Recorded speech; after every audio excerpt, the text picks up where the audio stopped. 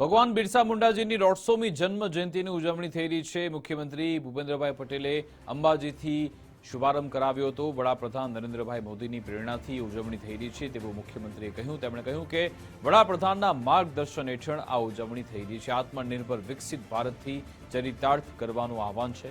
ગુજરાતમાં 7 થી 15 નવેમ્બર સુધી ઉજવણી કરાશે। સૌને નમસ્કાર।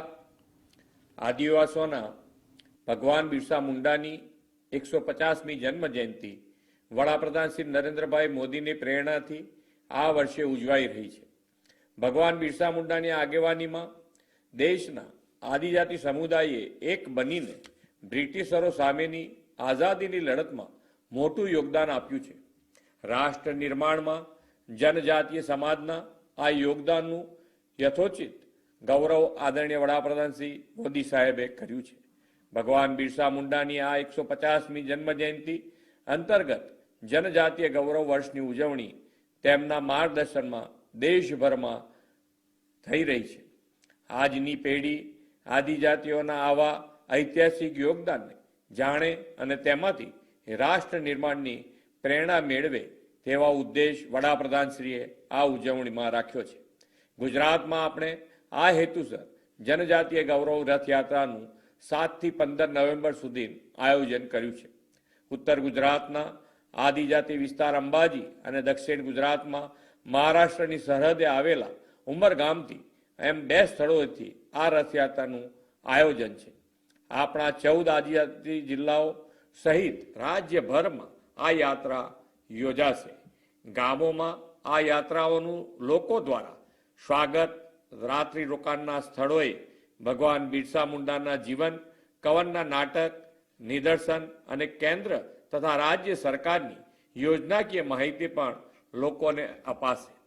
રથયાત્રાના માધ્યમથી આપણે આરોગ્ય તપાસ કેમ્પ, સેવા સેતુ, સામૂહિક સ્વચ્છતા સફાઈ જેવા અનેક સેવાલક્ષી કાર્યક્રમો જનભાગીદારીથી યાત્રાના રૂટ પરના ગામોમાં યોજવાના છીએ। એટલું જ નહીં, આપણા બાળકો, યુવાઓ અને સમગ્ર સમાજ ભગવાન બિરસા મુંડાના જીવનથી પરિચિત થાય તેવા કાર્યક્રમો પણ થવાના છે। ચિત્ર અને વક્તૃત્વ સ્પર્ધા, નાટક, ભવાઈ તથા ભગવાન બિરસા મુંડાના જીવન પરના વ્યાખ્યાનો, ફિલ્મ નિદર્શન વગેરે પણ રાજ્ય સરકારના વિભાગો દ્વારા યોજાવાના છે।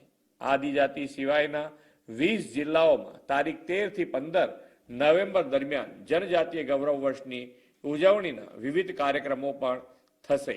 આ યાત્રાનું સમાપન વડાપ્રધાનશ્રીની પ્રેરક ઉપસ્થિતિમાં ભગવાન બિરસા મુંડાની જન્મ જયંતિ 15મી નવેમ્બરે ડેડિયાપાડામાં દેવ મોગરા માતાજીના સાનિધ્યમાં થશે।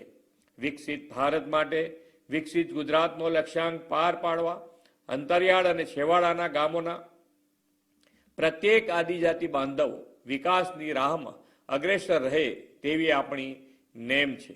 આદિજાતિઓને વિકાસની મુખ્ય ધારામાં લાવીને રાષ્ટ્ર નિર્માણમાં તેમને જોડવામાં આ રથયાત્રા મહત્વની બનશે એવો મને વિશ્વાસ છે। વડાપ્રધાનશ્રીએ આપેલા વિકાસ બી વિરાસત બીના મંત્રને જનજાતીય ગૌરવ રથયાત્રાથી આપણે પાર પાડવો છે। આવો આપણે સૌ સાથે મળીને વડાપ્રધાનશ્રીના માર્ગદર્શનમાં આ જનજાતીય ગૌરવ વર્ષની ઉજવણીને ભવ્ય બનાવીએ। ભગવાન બિરસા મુંડાએ આપેલા આપણો દેશ આપણું રાજના સૂત્રને આત્મનિર્ભર ભારત વિકસિત ભારતના નિર્માણથી ચરિતાર્થ કરીએ। ભારત માતા કી જય, વંદે માતરમ, જય જય ગરવી ગુજરાત।